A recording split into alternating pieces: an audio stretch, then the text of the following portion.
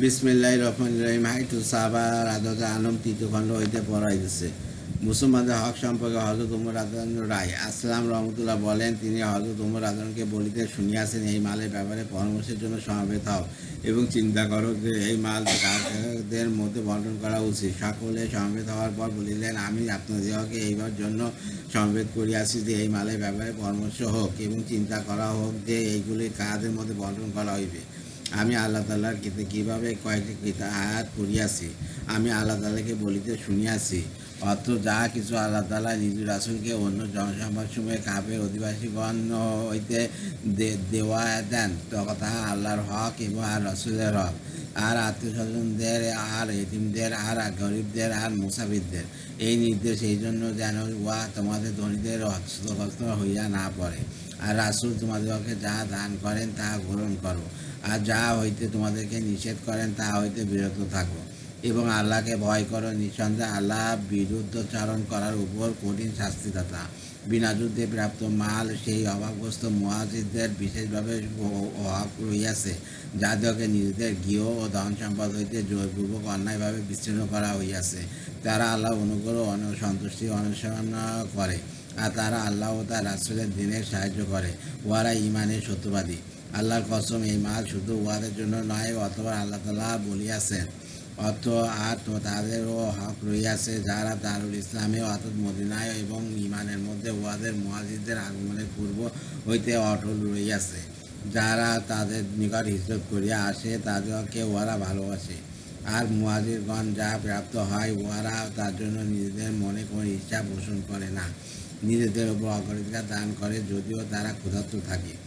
আর যে নিজের স্বাভাবিক কৃপণতা হইতে রক্ষিত থাকে, এইরূপ লোকেরাই সফলকাম হইবে। আল্লাহর কসম, এই মাল শুধু ইহাদের জন্য নয়, আল্লাহ তাআলা আরও বলিয়াছেন অর্থ আর তাদের জন্য যারা তাদের আনসার ও মুহাজিরদের পরে আসিয়াছে, যারা উপরোক্তদের জন্য দোয়া করে, এ আমাদের রব, আমাদেরকে ক্ষমা করুন, আর আমাদের সেই ভাইদেরকে যারা আমাদের পূর্বে ঈমান আনিয়াছে, এবং ঈমানদারদের প্রতি আমাদের অন্তরে যেন ঈর্ষা না হয়। হে আমাদের রব, আপনি বড় স্নেহশীল করুণাময়।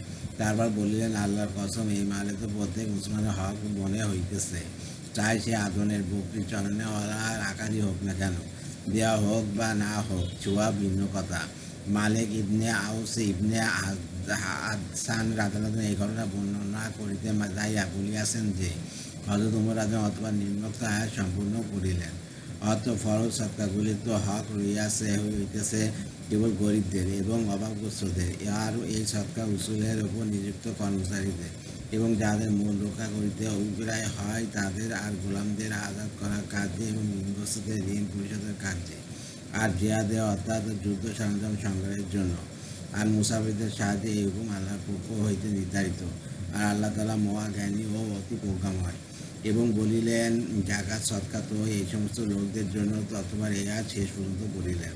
অর্থ আর ইয়া জানিয়া লও যে যা কিছু গনিমত স্বরূপ তোমাদের হস্তগত হয়, তবে উহার বিধান এই যে সম্পূর্ণ মালের 1/5 হইতেছে আল্লাহ ও তার রাসূলের জন্য এবং রাসূলের আত্মীয় স্বজনের জন্য, আর এতিম ও দরিদ্রদের এবং মুসাফিরদের জন্য। যদি তোমরা আল্লাহর প্রতি দৃঢ় ঈমান রাখিয়া থাকো, আর সেই বিষয়ের প্রতি যা আমি আমার বান্দার উপর নাযিল করিয়াছিলাম, মীমাংসার দিন, যেদিন মুমিনিন ও কাফেরদের উভয় দল পরস্পর সম্মুখীন হইয়াছিল, আর আল্লাহ হইতেছেন সর্ব বিষয়ের উপর পূর্ণ ক্ষমতাবান। এবং বলিলেন, গনিমতের মাল এই সমস্ত লোকদের জন্যই, অথবা তিনি উপযুক্ত আয়াত শেষ পর্যন্ত পড়িয়া বলিলেন, উহারা মুহাজিরিন, অথবা তারপর উল্লেখিত আয়াত তেলাওয়াত করিয়া বলিলেন, এই আয়াতে যাদের উল্লেখ করা হইয়াছে তারা হইলেন আনসার। তারপর উল্লেখিত আয়াত পড়িয়া বলিলেন, এই আয়াতে তো সকলকে শামিল করিয়া লইয়াছে, অথবা প্রত্যেক মুসলমানের জন্য এই মালে হক রইয়াছে। অবশ্যই তোমাদের গোলামদের জন্য উহাতে কোনো হক নাই। যদি আমি জীবিত থাকি, তবে ইনশাআল্লাহ প্রত্যেক মুসলমানের নিকট তার হক পৌঁছিয়া যাইবে। এমনকি ইয়ামানের হিমায়ার উপত্যকার অপরাংশে যে রাখাল রইয়াছে তার অংশ তার নিকট পৌঁছাইবে, আর এই মাল হাসিল করার জন্য তার কপালে সামান্য পরিমাণ ঘামও ঝরিবে না, অর্থাৎ তাহাকে উহার জন্য কোনো কষ্ট করিতে হইবে না। আল্লাহ।